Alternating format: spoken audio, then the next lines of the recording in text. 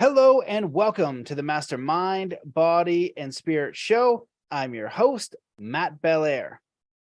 Today's guest is a former Navy SEAL who endured intense amounts of physical, mental, and emotional stress as a child and during and after his military career. He has taught himself how to free his energy, body, mind, and emotions from pain by developing the emotional, physical, mental, and spiritual aspects of being. He has studied traditional Chinese medicine, the universal healing Tao system, and with Grand Master Mantak Chia. He is the author of the book Free for Life, A Navy SEAL's Path to Inner Freedom and Outer Peace. Welcome to the show, Christopher Lee Maher. Hey, buddy. Happy to be here.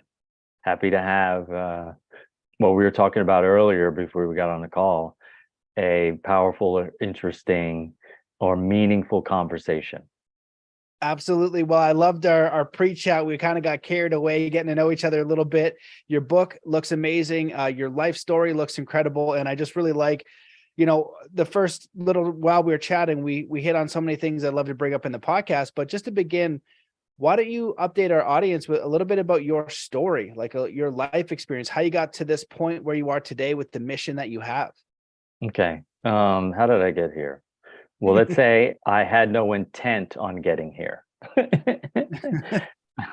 I was serendipitously driven where I'm at. And, retrospectively, I'm happy.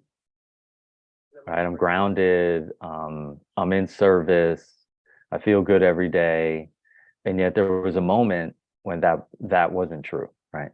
And so my story is one of pain and discomfort, followed by disassociation, and followed by discovery, and then hard work and effort, and then consistency that led me to decide to shift my base state of direction and my focus on helping others versus being mostly focused on myself. And I was born in Philadelphia, 1968, right? Robert Kennedy was just assassinated a few hours before. And I came into a place that was in tragedy, for Black Americans, African Americans. Robert Kennedy was going to be their voice. And there was a lot of trust, there was a lot of hope, and a lot of that got snuffed out. And so I was born literally on the night where this country was in a state of intense depression and shock. And that's how I came in. And so that type of intensity lived in my life, right? Shock and depression. Had a woman when I was 3 years old decide the way to teach me to not play with matches was to turn on a gas stove and to put my hands in the fire. Oh my God. And yeah, like that's a wake-up call. That's a lot for a 3.5-year-old nervous system, because it's an intense input of energy, right? And that was followed by a lot of operations, skin grafts mostly, and being gassed. The worst thing about getting a skin graft is, they gash. Back then they used to gas you, right? So they put the black mask on your face and breathe in, and before you know it, you're going loopy and you're out. And then you wake up and you're in a hospital room, and if you lean too far to the right, it hurts. If you lean too far to the left, it hurts. And I got to spend a lot of time in hospitals healing, because when you have open wounds like skin grafts, you can't just send a kid out into the public, because what happens if fungus gets in there, bacteria gets in there, virus gets in there? So I spent a lot of time in hospitals building puzzles And it benefited me because the way my mind is structured is it's very easy for me to take very complex amounts of information that are disjointed and scattered and fragmented and piece them together into a stream of thought that is coherent and deep and rich with solution. And and so that's helped me in my vocation and in my profession. And so I was able to take lemons and turn them into lemonade and then teach other people how to do so. And that's really the exciting part for me. Like some people would say, oh, he's a coach, and others would say, he's a teacher or he's a healer. And, I've got to the place in my life where I realize I'm those things, but when you combine them all together, what I really am is a mentor, right? Like if I work with someone and I help them and I guide them and I direct them through very difficult emotional dynamics that they're dealing with, whether it's a work, whether it's a divorce, whether it's a mother who has a child who's suffering from anorexia nervosa, or it's a father who has a son that has suicidal ideations, or it's a wife who has a husband who's raging with anger. And, how do you navigate these kinds of things? And so my history, my story set me up to feel really confident to be able to help people navigate the most difficult, trying things in their lives, and to do it with care and with compassion, and to give them hope and inspiration, and yet give them a pathway that will do what it says and says what it does. And so I've had a life that was focused on goals, right? Achievement, external recognition. And I use my body in such a way to get those things. And at the time, when I was in the middle of it, I had no idea that there was a cost, right? That I was going to pay the piper down the road. Because myself, like all humans, I imagine, you're using your body like a skateboard, getting it to take you from one place to the next. Oh, now I'm interested in going over here. All right, now the skateboard takes you there. And then, oh, I've had this experience. Now I want to go over there. And when you've been through childhood trauma like I have, and because my trauma was with fire, I got to the place where I felt most comfortable when I was running my engine red hot. If my engine was running red hot, I felt normal. And so I was always looking for more intense dynamics, more intense situations, more intense experiences to feel normal. And when I took away all that excess of heat that was baked into my body, then what I craved was the opposite. I craved things that were cool. I craved things that were chill. I craved things that were relaxed. I craved things that were spacious. I craved things that were effortless and graceful and easy, versus craving things that are difficult and struggle and strife, and that eventually, led me into limiting states of belief.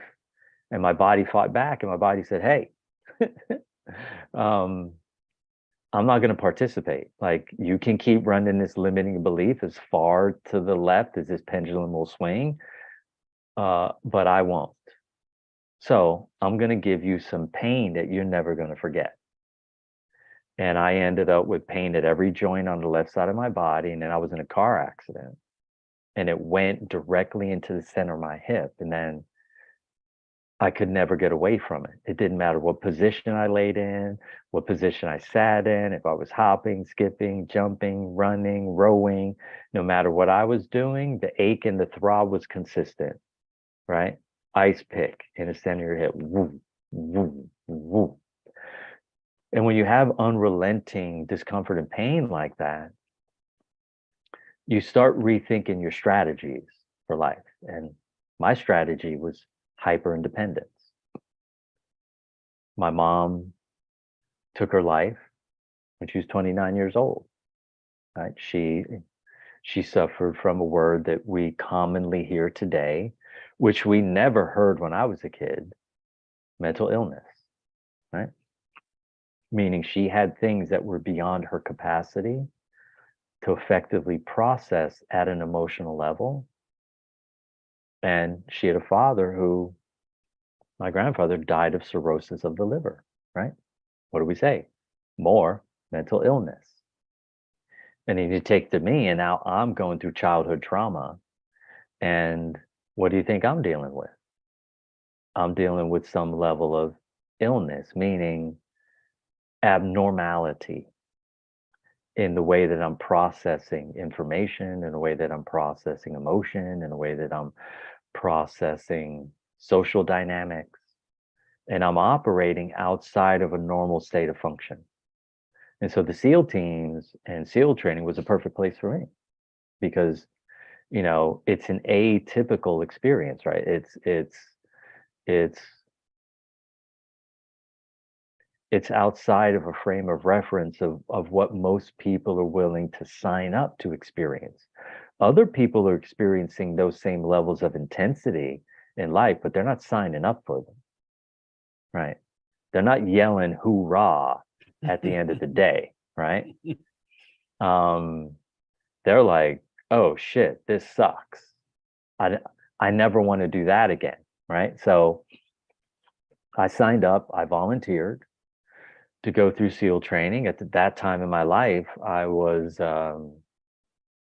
looking for something to challenge me. I wanted a challenge, something that would stretch me, something that would push me. And I found it. And push me, they did. And the beautiful thing about SEAL training is everyone gets the same dish of shit. And so there's a certain level of respect that you have amongst teammates.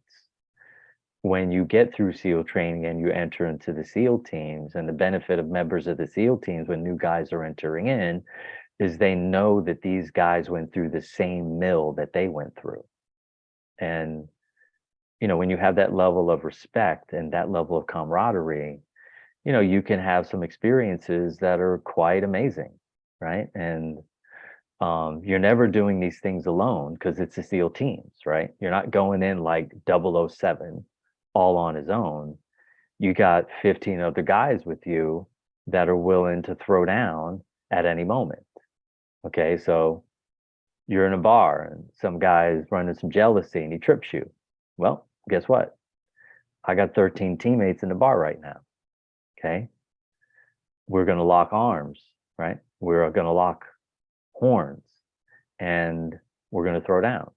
If, you're at your forward operating base and you're being tasked, right? Everybody's showing up to the base. You're all packing your stuff. You're getting ready to go on the flight. You're all going together, right? There's a security in knowing that you have other men who have your back that have been through the same level of intense experiences. And when you get out of that situation and you decide to enter back into the civilian life, everything changes, right? Because now you have to find a new team. And my new team was to get back into sports. And the sports that I chose were cross country and track and field. And I had a hope, or at the time was a dream, of making the Olympic trials. And in retrospect, I realized it was a fantasy, right? I had the discipline, okay? I had the effort, I had the talent, but I no longer had the body, right? Because now I'm top heavy. So instead of having thick legs and a small upper body. Now I got thin legs and a big upper body. And these little pencils have to carry around this big tree trunk. and and that led to a lot of injury, right? And that injury led to a lot of pain. And it was pain in my story that woke me up, caused me to question, got me to investigate, allowed me to research for my own benefit. I was hoping to get out of pain so that I could achieve my goal. And what happened was the inverse. I got out of pain and I was no longer interested in those goals. I was interested in different goals. I was interested in feeling happy. I was interested in feeling joyful. I was interested in feeling inner peace. I was interested in being mentally grounded. I was interested in reducing my anxiety to zero. I was interested in health and wellness versus fitness, right? I was interested in experiencing open-mindedness and feeling self-empowered. And so pain was my ticket to freedom.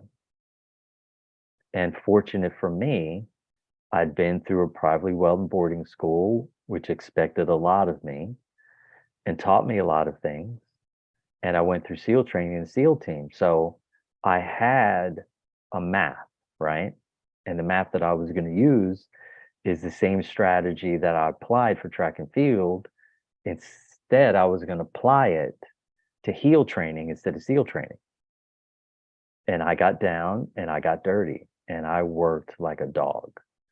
And every day I learned something else new about the inner world, about the emotional world, about psychology, about energetics, about chakras, about nadi, about the solar system, the galaxy, the universe, metaphysics, physics, biology, astronomy, astrology, human design. Like I was looking under every rock, every stone, and every fallen tree in the woods to find solutions. Because, once you get on that path, and instead of experiencing fleeting states of intense joy and happiness, you're feeling them on like a regular basis. You want to feel them more, right? So I got greedy. I got real greedy. And when I got greedy, I got vested, right? And I started thinking, how far could I push this? And so I told myself, look, let's get after it. Let's get after it for 7 years. Because once I started studying exercise physiology and biology, and I started to learn about the body, there's this thing that I learned that says, it takes 7 years to replace every cell in the body. And so logically to me, I thought, well, if it takes 7 years to replace every cell in the body, I want this joy, I want this happiness, I want this peace, I want this groundedness, I want these elevated emotions in every single cell. I'm on this for 7 years straight. And I got after it. And I mean, 5-6 hours a day. I built my life around it. And when I wasn't doing it to myself, I was doing it to others. And while I was doing it to myself and doing it to others, I was figuring out new ways of how to do it. And then I was creating. And now, the artist turned on inside of me and I created healing arts that were profound and, intensely appropriate to the needs and the desires of those who were showing up on my doorstep seeking help and guidance and support. And every week, my mind was expanding and deepening. Every week, my emotions were getting more grounded. Every week, my mind was getting more quiet. My energy was getting more abundant. My body was getting more comfortable. And I became a very fierce steward for change. And I knew for me, the most important aspect of change was for me to change myself from the inside out. And once I realized that I got a ticket out of hell, I got delivered a golden ticket. I spent every dime. I spent every nickel on waking up and getting to a place where I could provide opportunities that no one else in the world could provide. And then at some point, I met someone who said, "Hey, would you teach me how to do this?" And I thought, is this what I really want to be doing? And I thought, no, initially, that's not what I want to be doing. And so then I said to him, "Listen, if you're willing to do everything that I tell you in the way that I tell you, then yes, I'll teach you. But the first moment that you don't, we're done. Because why am I going to waste my time, right? I could be using my time and energy and effort helping people who wanted to grow beyond their limitations." And that turned into me building out systems of education and creating vocations for people who wanted to create profound impact in other people's lives in ways that no one else can. And, true body intelligence is what I call my work. And, that's the public domain. And then the private domain is rational, intimate transfiguration. And so my pain from my history set me up to serve those who weren't in a position to defend their own boundaries because they were under the tutelage and influence of adults who were absent either psychologically, they were absent mentally, they were absent energetically, and often dealing with intense levels of discomfort and pain and creating a very challenging environment for a child to be raised in. And so I have been able to spend the last 23 years mapping out how trauma comes in, what it does, and how to reduce it, and then teach others to do so with very simple tools that anyone can implement that are repeatable and verifiable by anyone. And after I finished that 7 years, guess what I did? I took 7 years off. In those 7 years, I said, look, I'm not going to be working on myself because I knew in order for me to know if it really worked, I'd have to invest as much time away from it as I did into it to see if the changes were permanent and instantaneous. And guess what? They are. Now, who can stand on the rock and say that? I can. Why? I spent 100,000 hours doing it. So a lot of people, they're good messengers, right? They got a great message. And then other people become the message, right? My motto for the people that I work with and the people that I train and teach and coach, you got to become the message. Like if you're interested in being a messenger, like put the mic down, like become the thing you're talking about. Because when you become it, you don't have to talk about it anymore. The impact of your presence alone creates the change that you desire to see. Right? So the change that you create alone generates the presence that creates the impact that you want to see.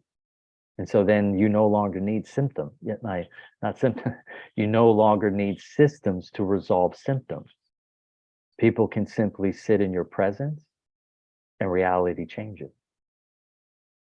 Right? Because you got those high vibes going. And when the vibratory rates get higher, they move faster. And when you get with someone who's a slower and denser, because all nervous systems orientate to the highest functioning nervous system in the collective field, when they're in your vibe, their vibe matches your vibe. The same way if you start perusing around with others who are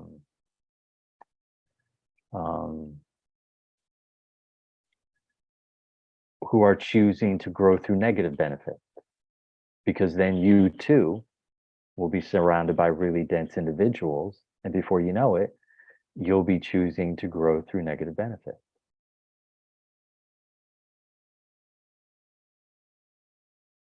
Wow. Well, that was one of the greatest introductions I think I've had for a guest in a long time. It's going to be up there in my top 5 for just profound story and the way that you're able to articulate your journey.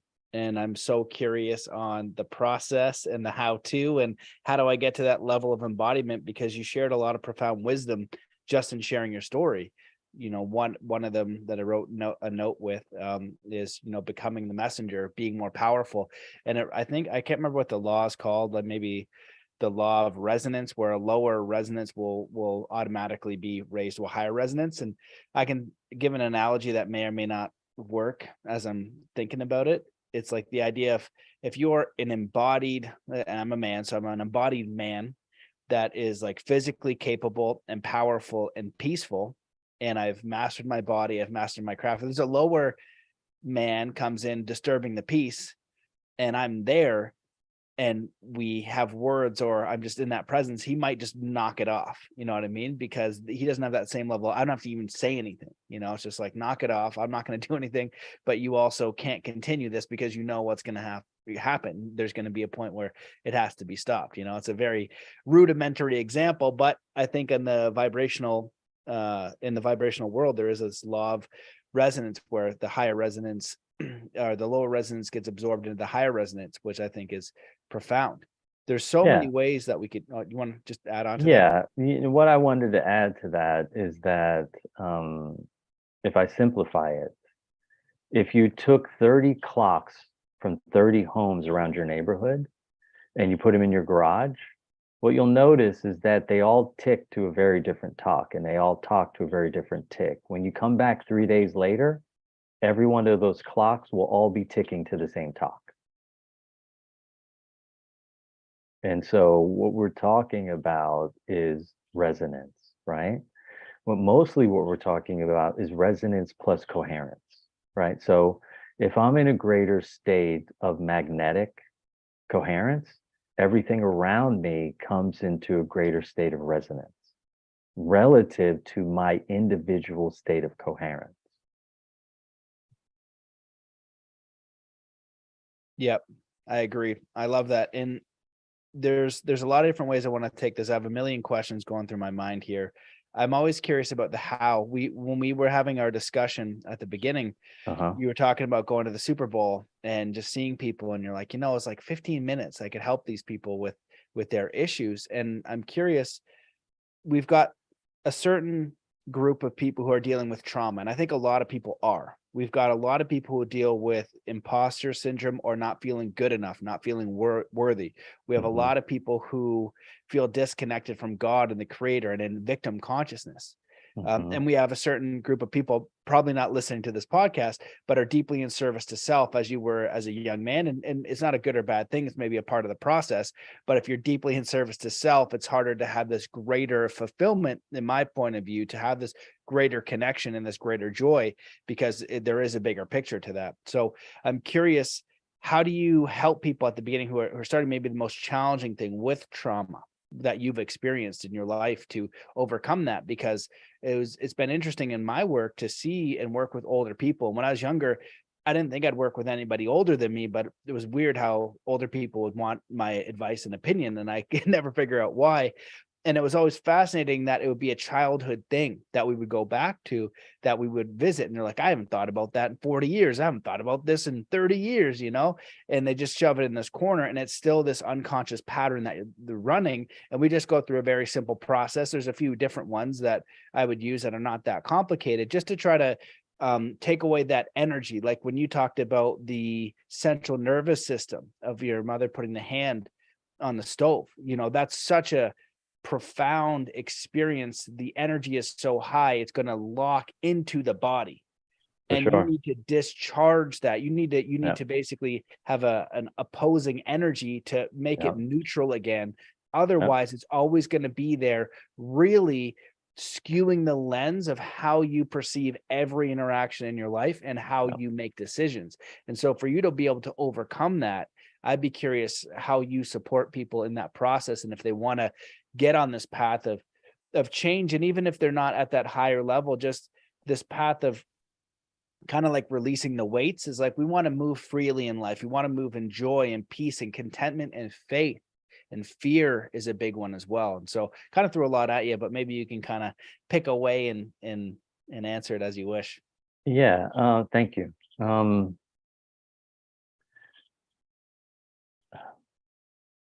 As I go over my history of working with people, I think the thing that I'm very good at is making people feel secure, right?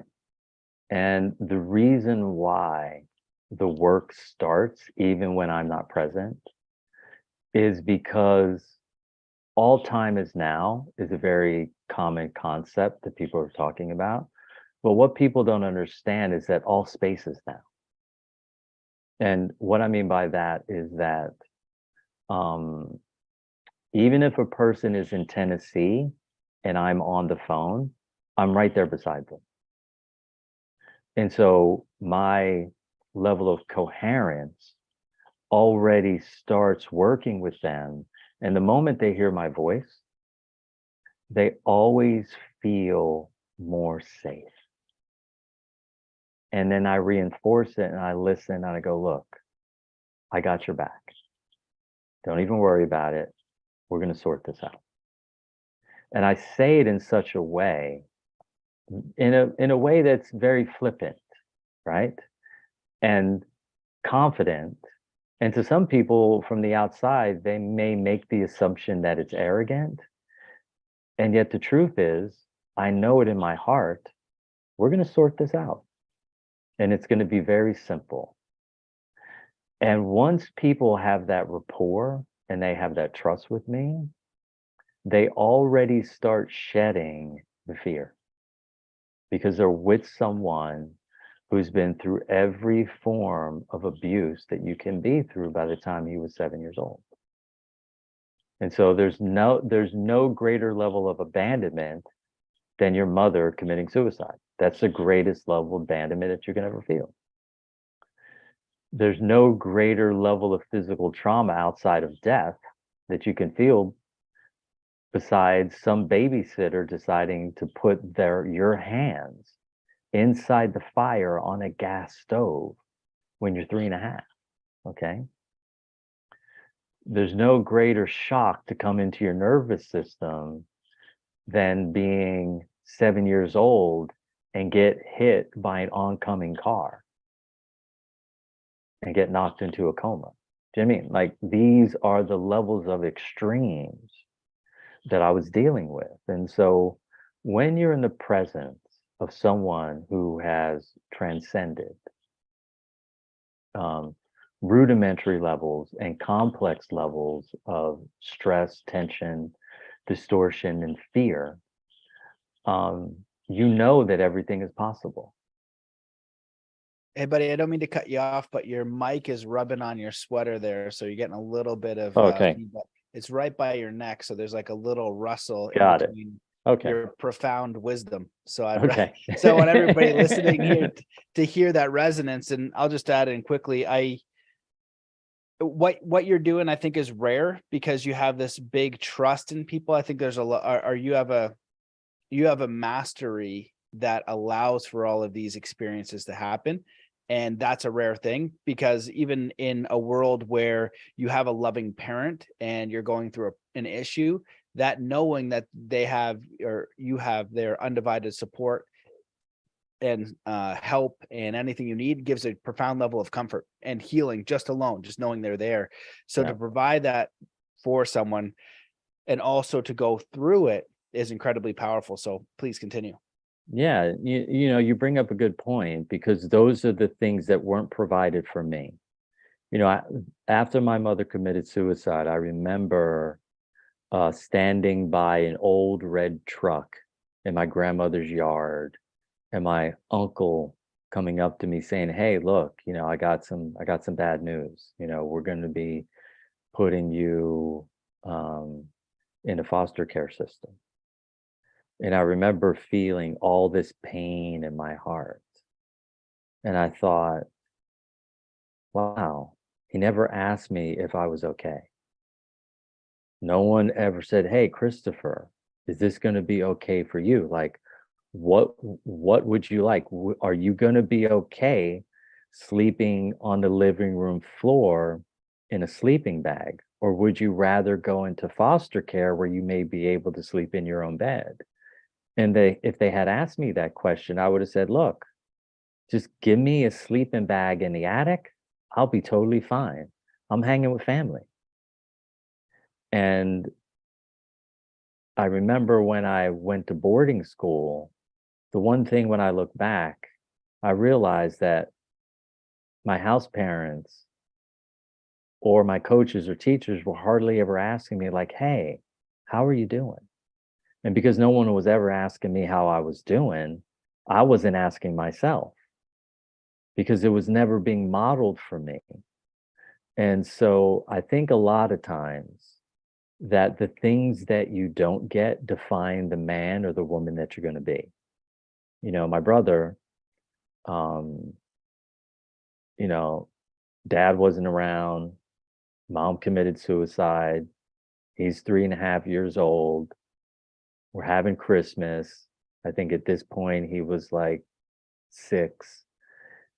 And they ask him what he wants for Christmas. And my brother says, "I want a family." And what did my brother do? Right? He met a really lovely woman and committed his life to her and their children. And he's an amazing dad. And he gives his kids all the things that he didn't get. And so I have luckily had the opportunity to impact people by giving them the things that I probably was craving, right? And when you're in boarding school, yeah, there might be other kids around. Typically, in most student homes that I was in, there were 16 kids. There were 2 house parents. Most of them had 1 or 2 children of their own. So there's 19 people in the household. Imagine being in a home with 19 other people and you feel lonely because no one's having a meaningful conversation with you. Think about that.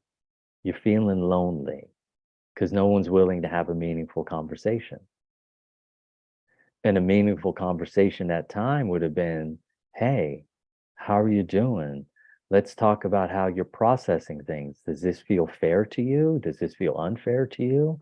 And why?" Like, no investigation at an interpersonal level. And of course, what's that going to lead to?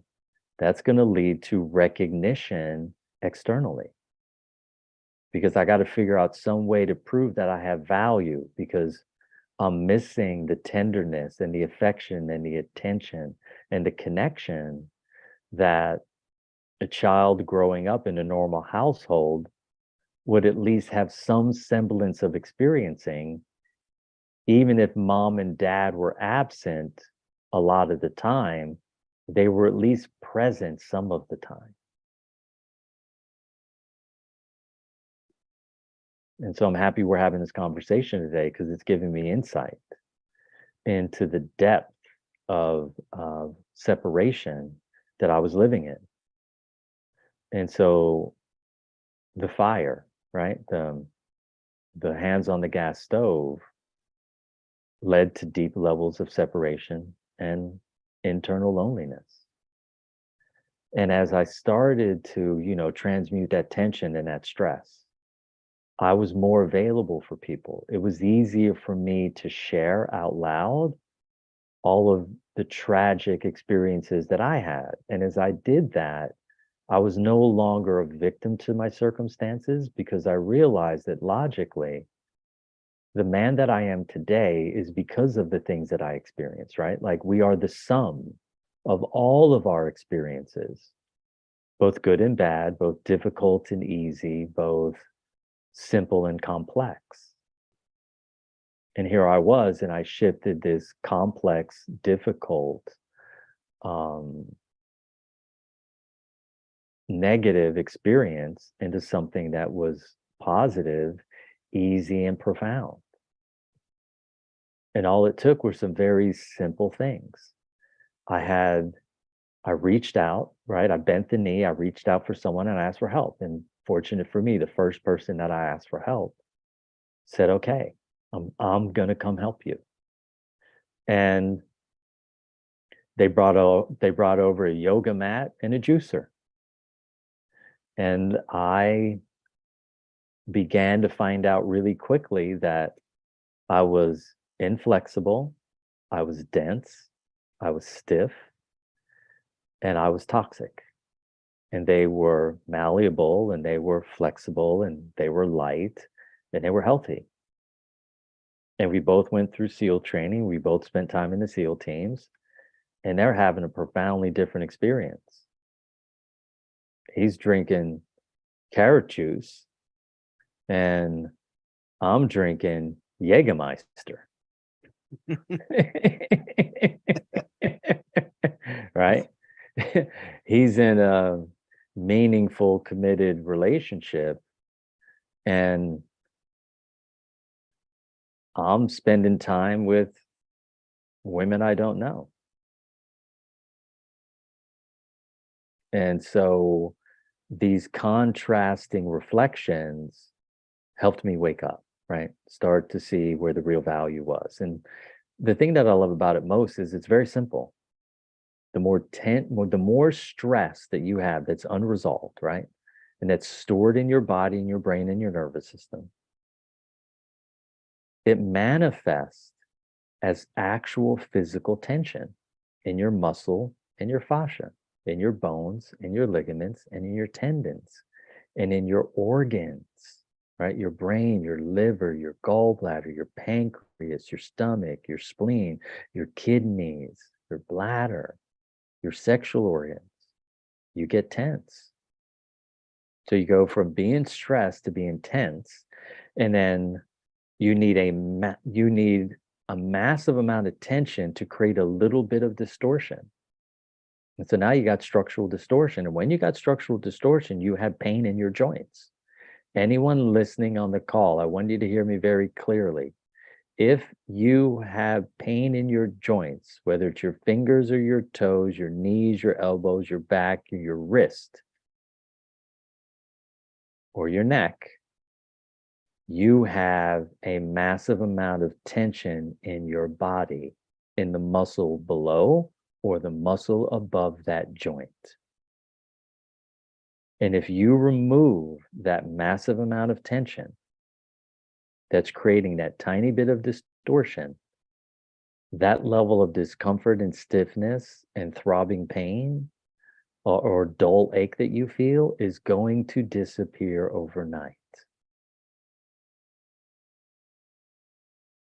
So when you've got pain, you have direction, because your pain, my pain, was directing me outward to seek help, to find somebody at least who knew more than all of these other people knew. And look, I tried it all. I put my energy and effort in. I spent a lot of time, a lot of energy, a lot of resources. And if I needed to go a mile, they took me an inch. Yeah, I enjoyed that inch. I was happy. I was grateful for that inch. And then one day, I realized that there has to be more. Somebody has to know more. And fortunate for me, I had somebody I went to boarding school with send me an email, and he led me to a guy that knew more.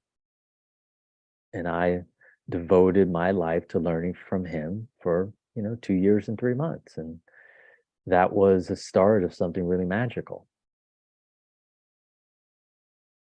And so when I work with people and I start with them, I start with being myself and building rapport, because I'm already in the place where they want to be, right? They want to have a body that's comfortable. They want a mind that's quiet. They want emotions that are peaceful and grounded. And they want an abundant amount of energy. Like, who would want anything less than that? So when you're in the presence of someone that has it, your presence and your nervous system is already communicating with their presence and their nervous system. And they're going, oh my God, there's a way out of hell. And this guy has figured it out. And, I had a young woman, in her 50s show up this week, early 50s. And she said, I knew as soon as I sat down in your chair, I was going to start crying. And she sat down, she started crying. Because it wasn't me, it was the presence, right? It's like what you were talking about earlier, and I was talking about earlier. Either you can be a messenger or you can become the message. And when you are the message, there's no system needed. All you need is your presence and your heart and your love and your care. And the tears will start to flow. And when the tears flow, the healing begins, right? Because every bit of dis-ease in anyone's life, or let's say every bit of dis-ease that was in my life, was being catalyzed by a limiting belief. Every bit was being catalyzed by limiting belief. Well, what helped me create that limiting belief? The intense traumas that I went through. Because guess what? My mind was still in a precognitive state of function. What does a 3.5-year-old know about reality? What is a 3.5-year-old supposed to make up about the babysitter that's supposed to care for them, putting their hands on a gas stove, and then having a break from reality and then putting Vicks vapor rub on their burns? Right? There's cruel, and then there's unusual, right? Punishment. What does a 3.5-year-old know about that? They don't know anything. So they start making up things about reality that are false. And everything that I made up that was false created more stress, more tension, and more distortion in my body, my brain, and my nervous system. And the same thing is true for every human alive. When we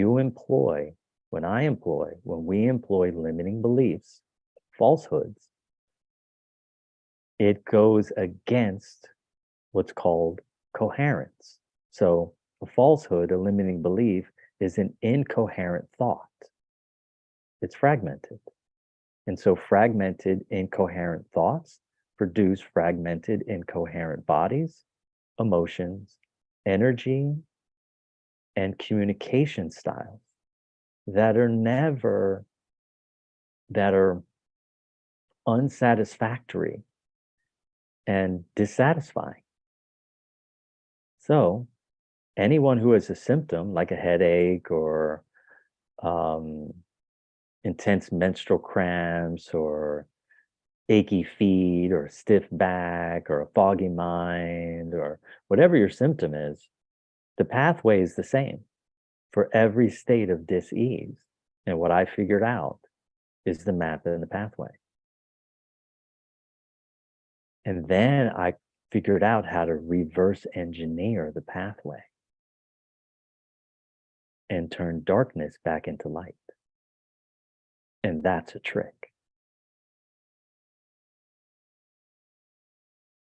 Well, that's profound. I want to know the pathway. You're going to tell me the pathway, or you're going to leave me out? Do we need to do? There's so many questions I want to ask you. So, you've got this process that's the trauma. When you're talking about being in someone's presence and them crying, I've had that experience similar in coaching before. I think for me, it was just like listening to people like, oh, the idea like you're really easy to talk to kind of stuff. And it may come from mirror neurons or coherence or however they want to say it. There is something to it. So I can see that. So the questions, I have a lot of questions, but I'd love to know the pathway. Does somebody need a guide to go through? I think a lot of times guides and mentors can accelerate the process greatly. I love how you talked about, somebody with more deep and profound knowledge, because there's a lot of entry level knowledge, and then people will read it, but then they won't integrate it. And then there's, I think there's levels of mastery that people really integrate it. And for me, training with the shallow monks, that was one of them. The reason why I wanted to see, can these people really break stone and brick? And I found out about charlatans, people who do tricks, people who claim to do all these things. And then I realized how they did it was years of following a simple but ruthless and brutal process of self-inquiry and understanding the energy systems in the medical physical world and all that kind of thing. So I'd be curious, can you share any kind of process if somebody feels like they are alone? And then you also talk about the fight or flight state of mind and redefining success. And I'm curious because you've got this one side of life where you struggle with your limitations, beliefs, and traumas. And maybe you have these goals where you said your goals changed, where like, oh, I need, money and this and this and this. And then you're like, oh, well, I actually need these other things. And so on the other side, is it this state of peace and coherence with like a driving force from, whether you want to call it God, where you know what your mission is and that's what motivates you. It's not just like hunky dory.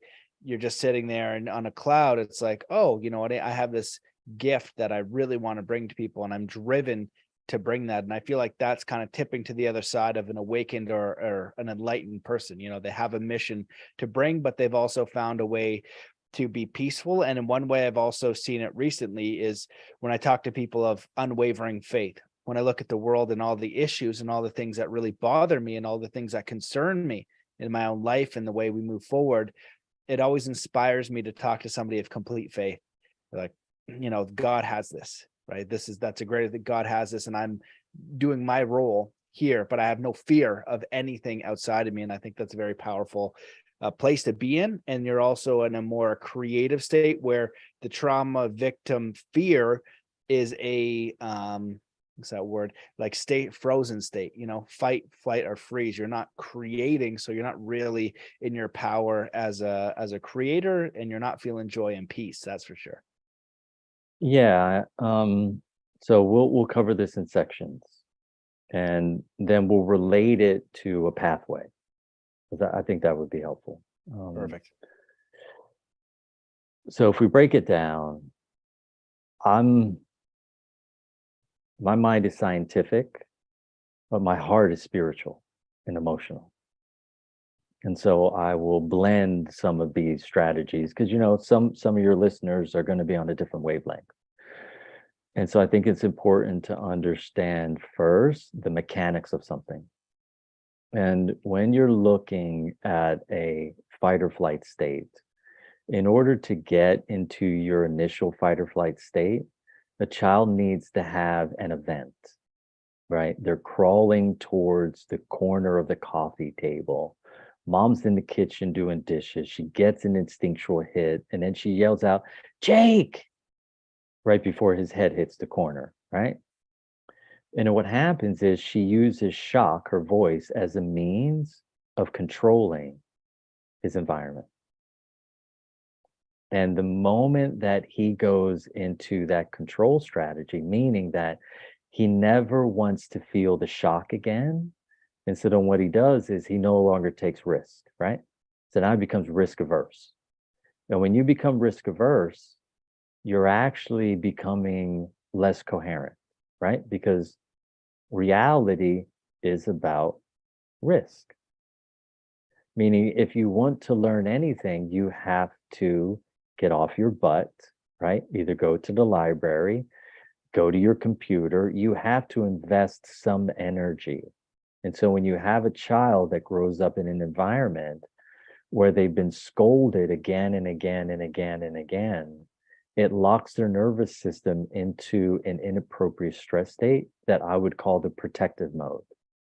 When you're in the protective mode, you have less blood going to your brain and more blood stuck in your guts. And when you have more blood in your guts, what you're experiencing are overwhelming states of anxiety. And then you're going to do anything and everything you can to arrest that state of anxiety so you can move back into a state of normality. And so what people are looking for is a pattern interrupt. How do you interrupt the pattern that this child learned? Because imagine This child wants to avoid the mom yelling at him. So the child is going to astutely create a strategy to avoid punishment, rejection, humiliation, violence, discomfort, and pain. And they're going to do everything they can to do that. And so everyone in their life has a moment where the feathers were ruffled further than what the child could process effectively. The challenge is when a child is in a precognitive state of function, the child doesn't understand context. Like, it understands, oh my goodness, here's the paddle, or there's the candy. I want that taste. But they don't understand what it took to get that candy. They don't understand, well, mom had to go to the store, dad had to earn the money, or dad had to go to the store and mom had to earn the money. They don't understand the context of everything involved in order for that candy to end up in that bowl. And so children are left up to make up things about reality that are completely false. And then the false things that we make up, those limiting beliefs, as we engage and use them as a strategy to avoid punishment, rejection, humiliation, pain, and discomfort, we create what's called our winning strategy for life. And as you continue to apply that, because it's being catalyzed by fear, it will eventually produce a symptom of pain at some point in your life. And if you ignore the first few symptoms that come to you, the symptoms will only increase. They'll switch to a different part of the body and they'll get more intense.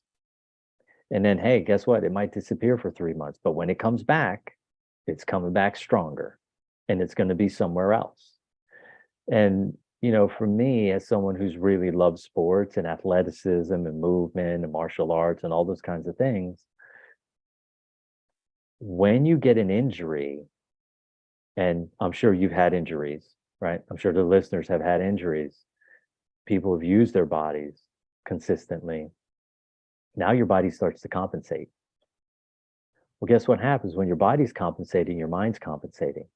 When your mind's compensating, your emotions are compensating. When your emotions compensating, your energy's compensating.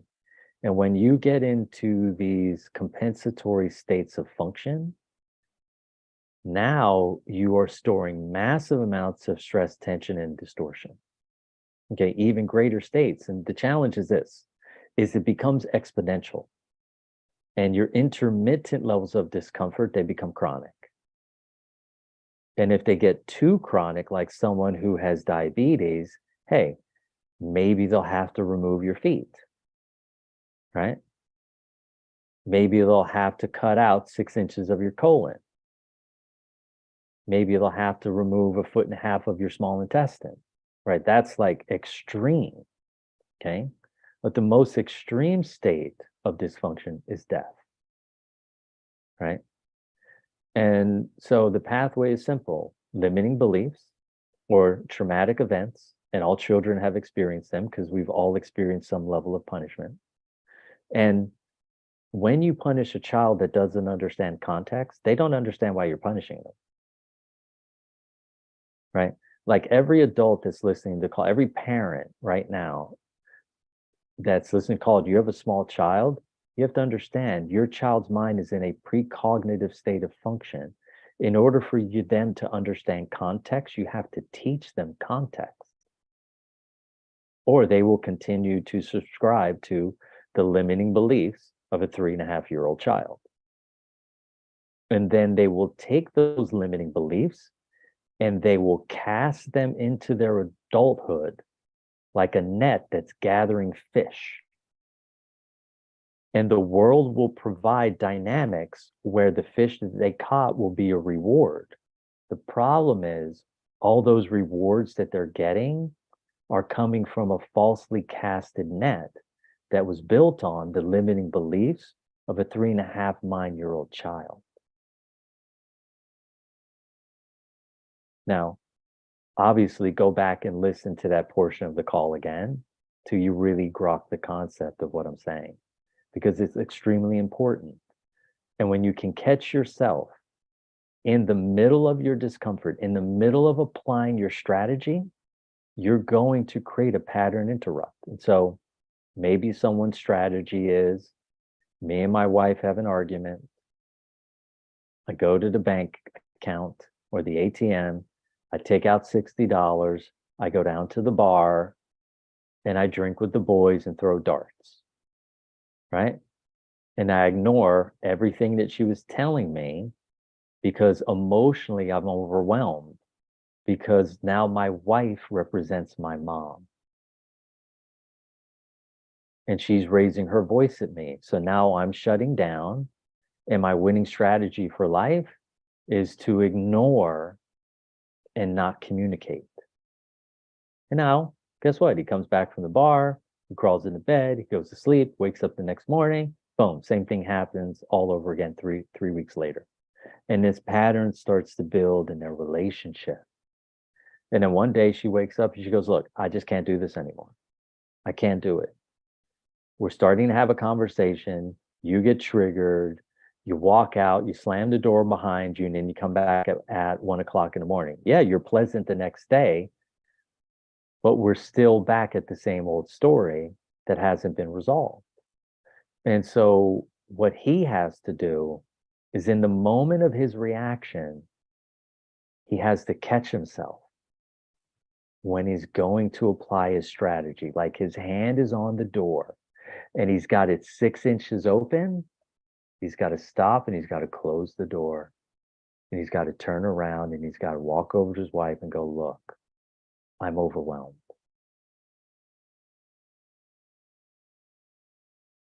And then she goes, huh? I'm overwhelmed. I don't know how to respond to what you're saying. I want to run away right now because his strategy is flight. His wife's strategy is fight. And so then he takes the step to do what? To interrupt the pattern. It doesn't even matter what's said after that. Even if nothing gets resolved, what matters is he interrupted the pattern. He got to the crossroad, and instead of turning left, he turned right. He moved towards turning left. He almost made it all the way left, and then he realized, uh-oh, I'm getting ready to apply my strategy. You know what? I'm going to be courageous. I'm going to get vulnerable, and I'm going to figure this out. And he simply says, honey, I'm overwhelmed. Because he doesn't know what he's doing. This is a subconscious pattern that was developed by a 3.5-year-old child in a precognitive state of function. And guess what? Your cognitive mind never has access to your subconscious mind. It's not allowed to. Imagine if your conscious mind had access to your subconscious, you would be in trouble. Okay? So that is quarantined off. But the way that you get to catch it is when you're triggered. And so what you're looking for is people in your life who trigger you because they're your greatest gift. They're the ones that get you to go, uh-oh, here's my strategy. Oh, it came up again. What am I going to do now? And then once he says he's overwhelmed and he drops into that state of vulnerability, he now turns his conscious mind into an ally to go, hey, you know what? Why are we overwhelmed? Let's go seek some help. And the wife is like, look, I'm happy you didn't walk out the door, but I'm still pissed. And he goes, honey, I'm overwhelmed. Well, I know you keep saying the same thing, but I'm still angry at the fact that you come home, you lay your shoes wherever you want. I ask you to help with the dishes afterwards. You always say the same old thing. I just got off work and my back hurts. Honey, I'm overwhelmed. And then once he says it about the 6th or 7th time, you know what's going to happen? She's going to go, oh my God, he's overwhelmed. He is stressed the fuck out. What can I do? Now she becomes an ally. because you stepped into a state of vulnerability. Well, guess what? The 3.5-year-old child couldn't say to his mom. He couldn't say, "Hey, mom, I'm overwhelmed when you raise your voice at me." Because 3.5-year-old children do not know how to communicate their desires, wants, and needs at an emotional level. At a survival based level, yes, I'm hungry. I need some milk. Mommy, I'm hungry. Versus, mommy, you hurt my feelings. Right? So, at an emotional level, because his emotional development hasn't begun yet. And so the strategy is simple. When you're overwhelmed, turn around and tell the other person when you're ready to employ your strategy that you're overwhelmed and I don't know why. I'm overwhelmed and I don't know why. And then you've got to find someone that will help you create a pattern interrupt. And then once you do that, you're now moving into the greatest state of freedom that you can. You're stepping into a state of inner honesty and outer honesty simultaneously. And if you can be in inner honesty and outer honesty simultaneously, you can mend that fragmented aspect of your consciousness.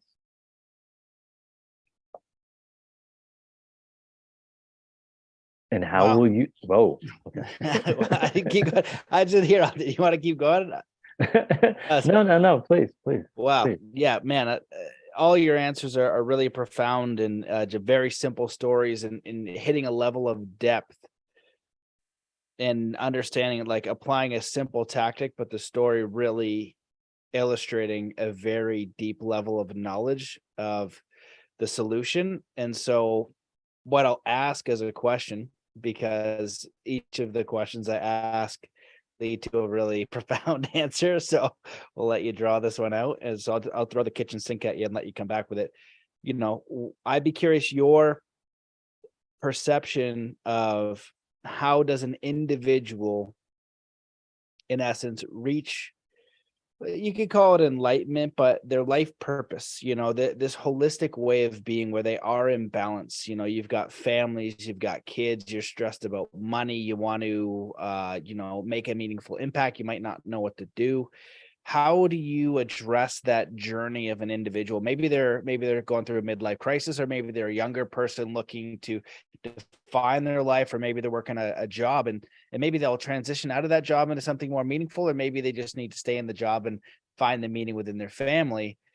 The question is this connection with God and self, where they do have that genuine peace that you're speaking of, and they have this balance of inner and outer honesty and faith, you know, and their life is in balance. Because I feel like there's this balance between growth of like, okay, for me, I'd like to grow certain areas of my life to provide more for my family. And there's a lot that I'm grateful for. And there's stuff that I'm still striving for. I'm still growing as an individual, and I can see things that I'm proud of myself for. And I can see, what is it? Not inconsistencies, but what's the word? Like just lack, you know, like things I improve greatly. You know, so in that journey, my intention is often, how do I continue in that process? I used to want to speed up the process more. How can I get to enlightenment fast, right? That's why I went to Nepal to meditate with Tibetan monks. I was aiming for Tibet, but you can't go there because they're still occupied by China. So I was like, I'll go get enlightened. That'll be great. And it didn't work. Still me. But you know, that's the kind of question, right? If I can live a day in joy and peace and contentment and gratitude, and know that I'm doing meaningful work, knowing that my life is aligned, that's when I'm in a very powerful state. And it would be great to see that in more people, because I think a lot of people are fractured and they're not congruent with themselves. They have no relationship with God or spirit or whatever they want to call it. And I feel like that's where they have this deep, deep loneliness and other things that come from that. And I'd just be curious your thoughts on that rant of living a life purpose, being in balance and being in gratitude as we grow. Because some people, I'd be curious your thoughts on this, especially with the way finances are going in the world. they're in lack, they're in a challenge, they can't pay the bills and they're scared and they don't know how they're going to make ends meet. So you have all that real life world stuff mixed with that peaceful mindset, and that's where the faith will kind of come. It's like, it's going to be okay. But is it going to be okay? You know, holy smokes, what a challenge we face. And yeah, be curious on that rant. I could add more, Yeah, but we'll leave it there. yeah. You bring up a lot of good points, and there's a lot of meat on the bone, right? And I think the thing I would want the listeners to know is that all the things you're talking about have been going on for 10,000 years, right? And the difference now is this, is if you were in Pennsylvania and you grew up in either an Irish household or an Italian household or Polish household, guess what? There might be 9 people living in that house together, right? And of those 9 people, 6 of them might be adults, and you've got 6 people providing for the household.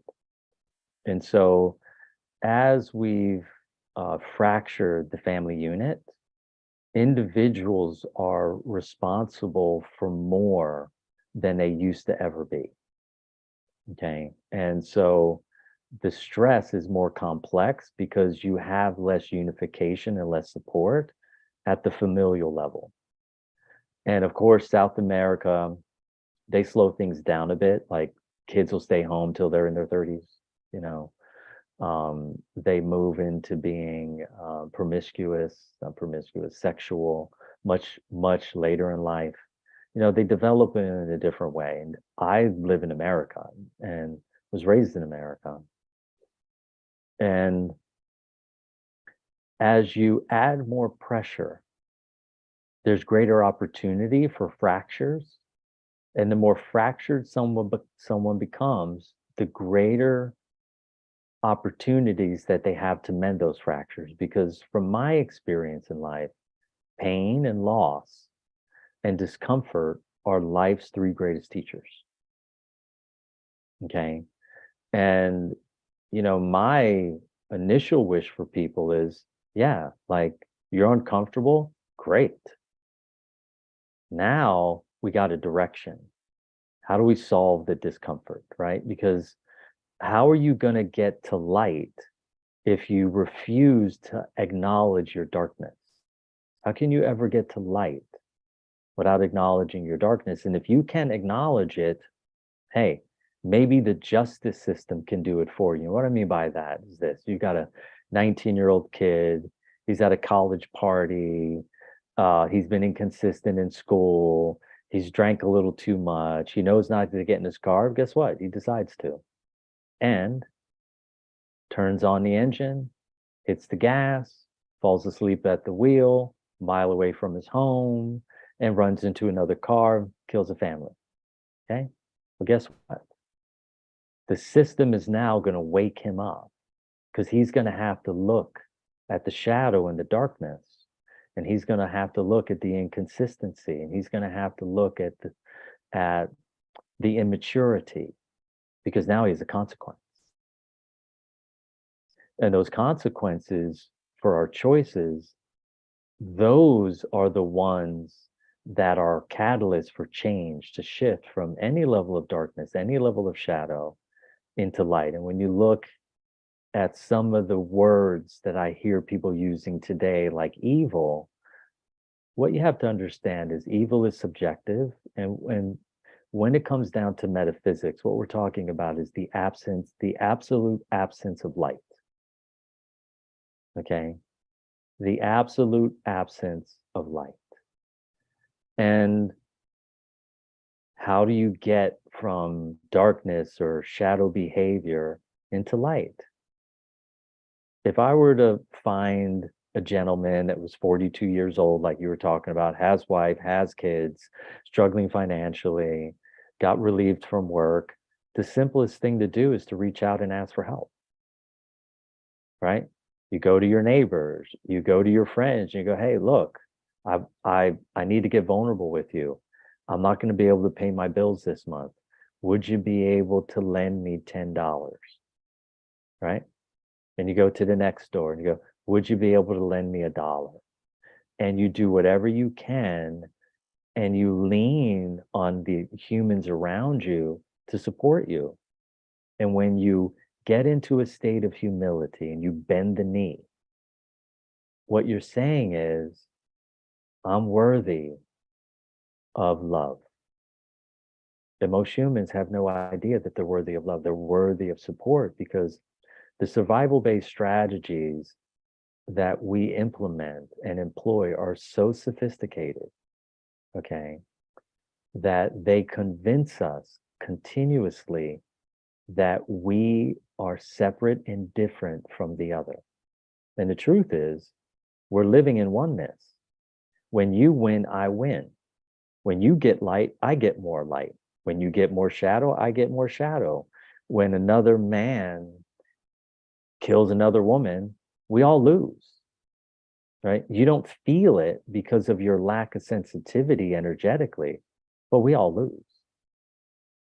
When someone climbs that high mountain and succeeds, we all win.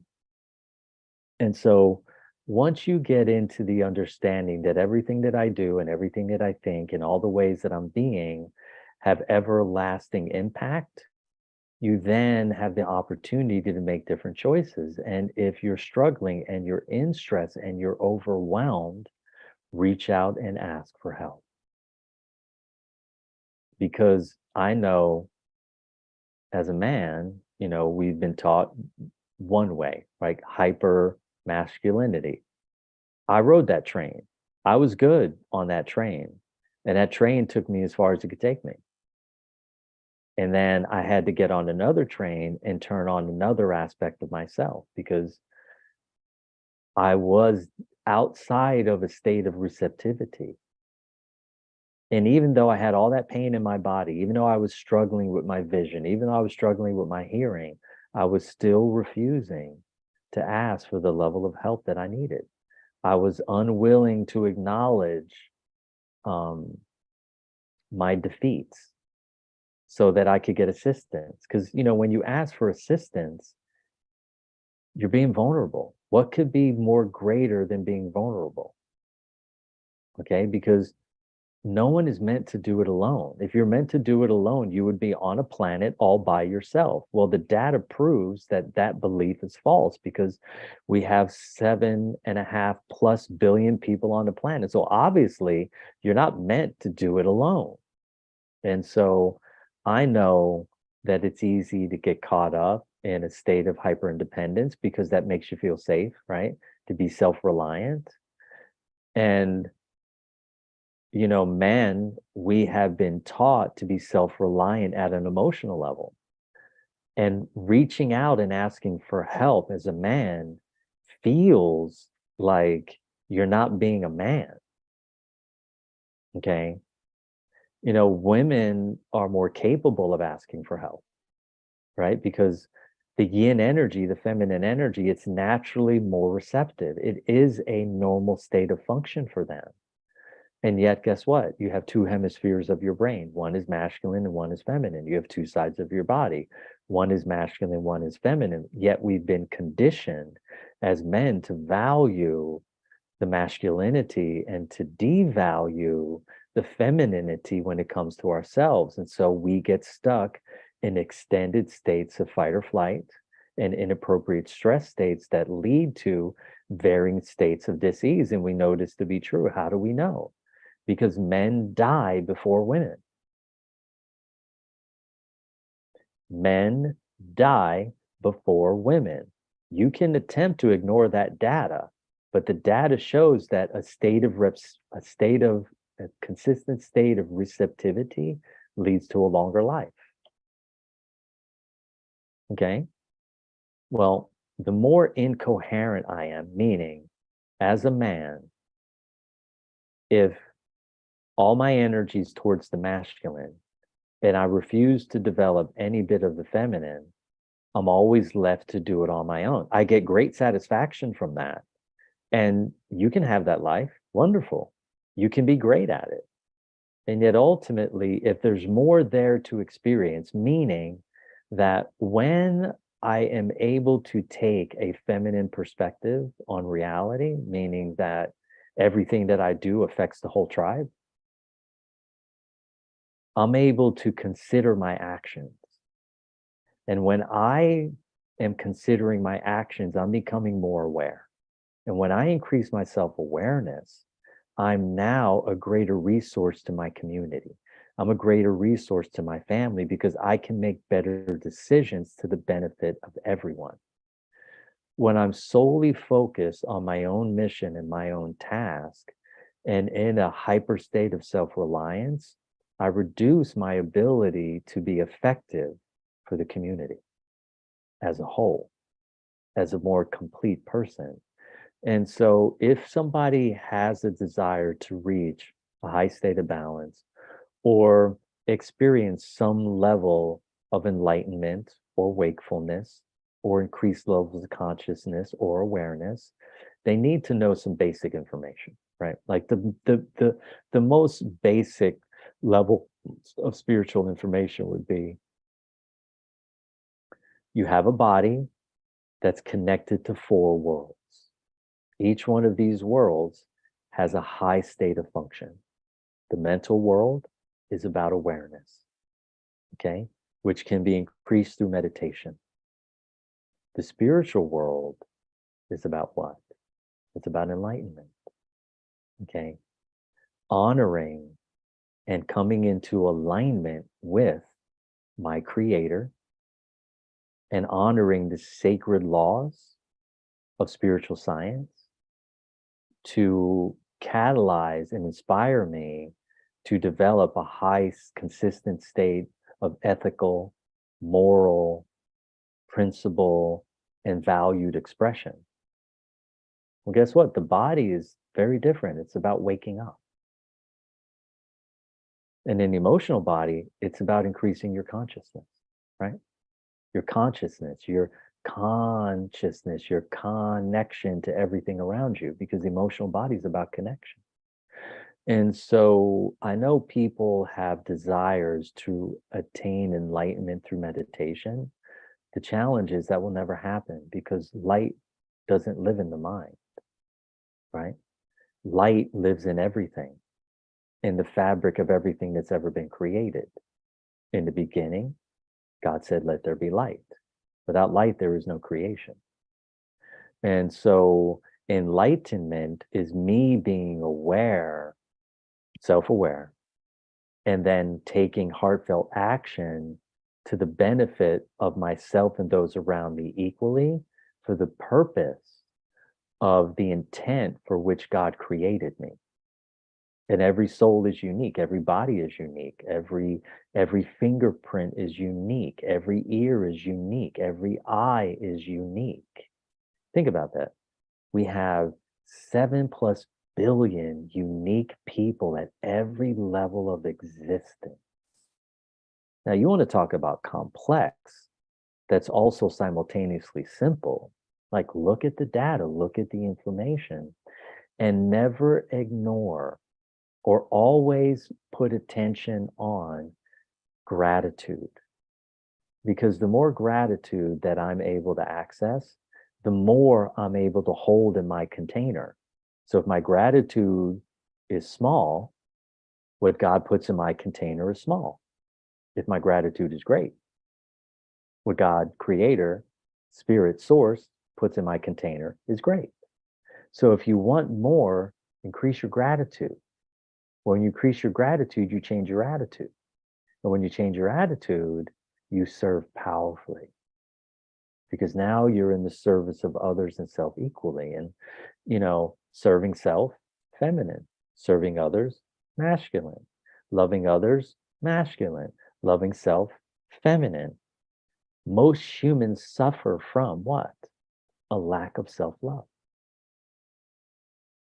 right?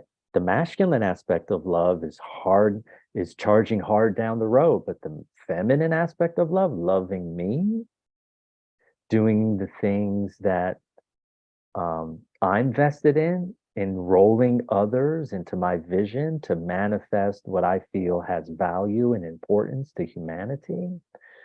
These are high states of function. And the most important thing for anyone who's struggling is to find some level of self-love, some level of encouragement that you give yourself. For every time that you catch yourself, you may say this 20 times a day, God, I'm stupid.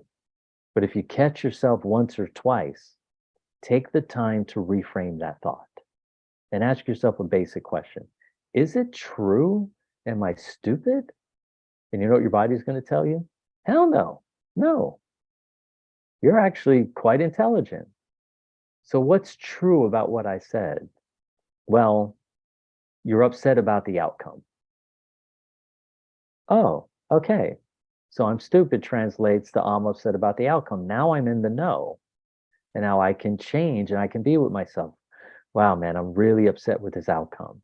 And now that I say that, I can give myself some encouragement. Look, buddy, you can do this. You can make this better. Let's go back to the drawing board and do it again. Okay, I can do it. Now I'm moving into a state of self-love versus harsh critique through violent communication with myself. And so the first step is stop the violence, right? Learn to love who you are, because when you do, you have to understand that everything's connected. Everything is connected. Everything. So when you're disagreeing with the outcome, you know who you're competing with?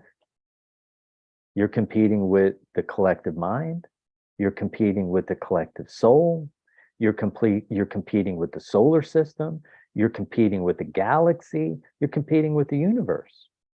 The outcome and the result is reality.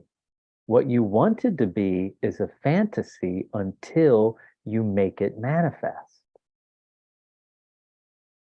Okay? So when you reach a certain level of self-awareness and wakefulness and consciousness and enlightenment, you realize there's no need to compete with God. Why would you ever want to do that? The potential energy that you have, it's too small.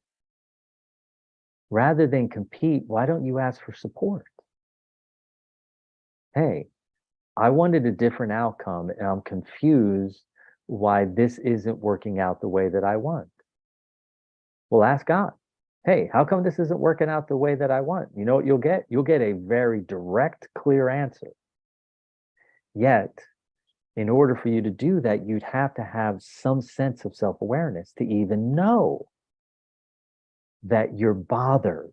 Most people are bothered all day long and they have no idea that they're bothered because it's become a normal state of being for them. Well, what would I tell that 42-year-old guy? I'd say, look, reduce your tension and your stress through these very simple practices and, you know, spend 15 to 20 minutes a day removing tension and stress and distortion. And by the end of the week, you're going to start to feel a lot better. And you're going to have more options available to you than the limited options that you have now. And if you do the same thing for 4 weeks, you're going to build a whole new pattern because your brain will have recognized, and your brain is your crown chakra. Your brain is your connection between you and source, between you and God, between you and the universe, right? You want to build your brain or you want to damage your brain. And so you have to rebuild the body from the inside out by removing massive amounts of tension, stress, and distortion. And if you're brave enough to ask someone in your field for help, and if you don't have anyone you trust, ask the collective mind to communicate with you, right? Ask source consciousness to communicate with you. Because sometimes humans have been through things that are so tragic that it has worn away and eroded away all of their trust. And so they're only left with self-reliance. And again, I took that state of self-reliance to its edge.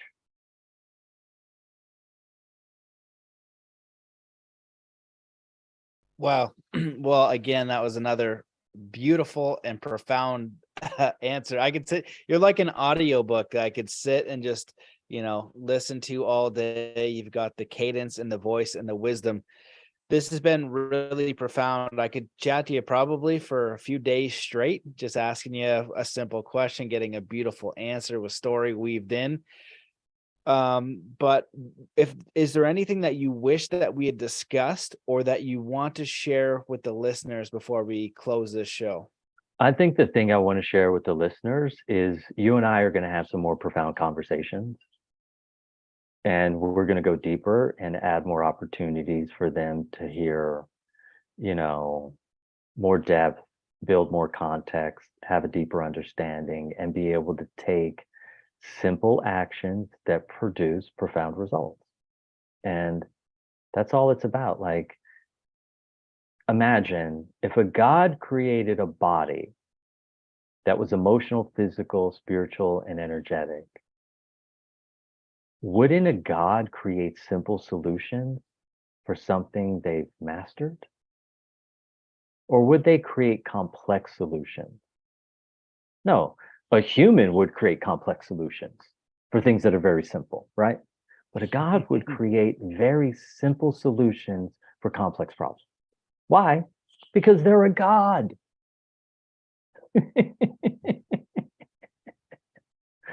Okay, so trust that you're on earth for a reason that's greater than you know right now and will continue to be revealed a little more every single day. And if you're putting good energy into the world and into yourself equally, you will experience a profound prophetic life. And if you choose to do the opposite, you will experience a very heavy life. And guess what? We all get to experience some level of it with you because we are all part and parcel to creation. Everything is co-created. What we eat, we co-create with our fork and our knife. We co-create with the plate. We co-create with the pots and the pans. When you go to work, you're co-creating with your car. You're co-creating with your chair. You're co-creating with your computer. You're co-creating with your phone. Everything is a process of co-creation. No one is a lone wolf. You need everything around you to have your experiences. Even if you go into the desert by yourself, you still have to sit in the sand. You got to stand in the sand, right? Like, everything is dependent on everything. And then once you surrender to the concept of oneness, you can serve yourself powerfully because you know the good things that I'm doing for me are to the benefit of everyone. The good things I'm doing for me are to the benefit of everyone. And the good things I'm doing for everyone are to the benefit of me. And the inverse is true. The negative things I do to me, I do to everyone. The negative things I do to everyone, I do to me. So what do you want to do? You want to grow through negative benefit or positive benefit? And if you're struggling and you're stressed and you're out of balance, you're obviously in a negative beneficial hole, right? But you will benefit, except the path that you will be on is the path of struggle and strife. In positive benefit, the path that you're on is ease and grace. So what do you want? You want ease and grace, or you want struggle and strife? Well, if that's what you want, reach out and get some effective support, okay? And create little pattern interrupts when you catch yourself in a stream of negativity. It's that simple. I love it. You make it sound simple and it also resonates deeply. This has been a fantastic episode. I appreciate you for coming on, for your work. If people want to find you, read your book, they want to dive deeper, where should they go? You should go to truebodyintelligence.com. Now, look, when you get to the website, obviously you're going to have some comments because I'm not the greatest web designer, all right? But there's information there. And one of the most important things that I think on the planet right now is to read the book Free for Life. Why? Because you have to understand the pathway to freedom. And once you understand the pathway to freedom, you're on your own. There's an audio version on my website. I put healing processes in between each chapter. There's 6 chapters, and I put something very unique and powerful at the end. I wrote an amazing song called Freedom that energetically will already start reducing your stress state and put your brain in an alpha state. And you know, if you want to get in contact with me, you have to read the book first. Like, you have to be willing to take a baby step, and you have to be vested a little bit and jump through a hoop. And if you're willing to do that, then go to support@truebodyintelligence.com, email me there. Christina will send you a one sheet, and we will figure out a time to get on the schedule to have a powerful conversation that I hope will produce a profound result for you, and at least give you some hope that things could be different. Amazing. I love it. This has been a treat. I appreciate you. Thank you so much for coming on the show. We'll definitely be in touch, and just thanks everybody for listening. Oh, you guys are awesome. I appreciate you too, brother.